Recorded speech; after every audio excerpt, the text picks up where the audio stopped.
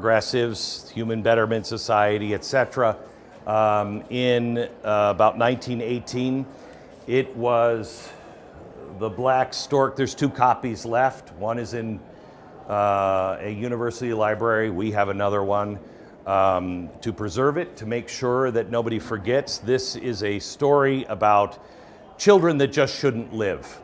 And in the climactic scene, the doctor actually and the nurse together smother a child in the bassinet. And that's when Christ appears and looks at them, thank you. And then the spirit of the baby he takes home and thanks the doctors, okay? It's twisted Christianity. The progressive ideology and the idea of genetics or eugenics just becomes twisted and nasty. This is also part of that movement. This is Margaret Sanger. Everyone has to decide if it's compassionate or if it's murder. But this is the original case that made the case on Roe versus Wade. I just purchased this from Roe's attorney, and it's every document from the Supreme Court. It is every note, everything. She was hoping that it would fall into the hands of a progressive to inspire a new generation to fight for Roe versus Wade.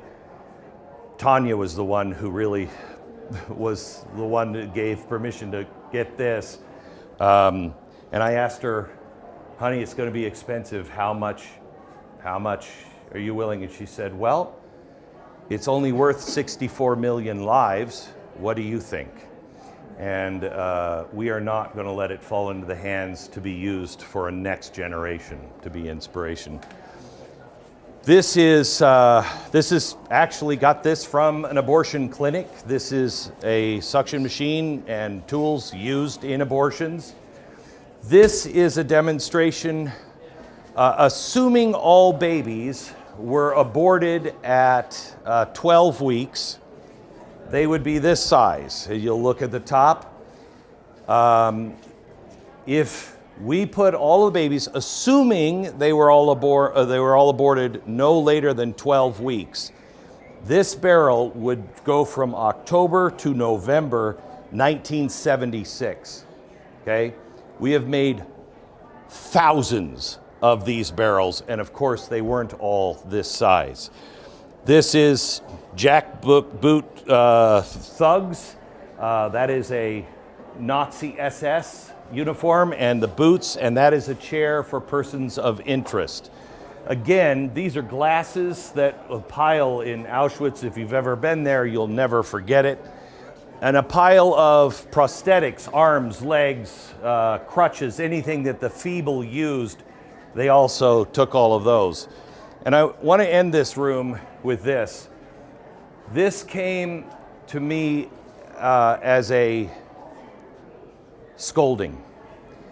I collect this stuff. I'm looking for this stuff, and then I'm doing the news and I'm seeing the connections, and it gets very dark. And I said to the Lord once, I can't do it. This is recently. I can't. I can help me look someplace else, okay? And he's been very clear with me over the years. I'm to warn. I'm not to solve the problem. I'm to warn the people. And I was particularly lippy with him one day, and he said, as he always does, that's okay, but do you want to know where to look to find me? I will be in the darkest places, because that's where I am. I'm comforting because you're too afraid to look at it.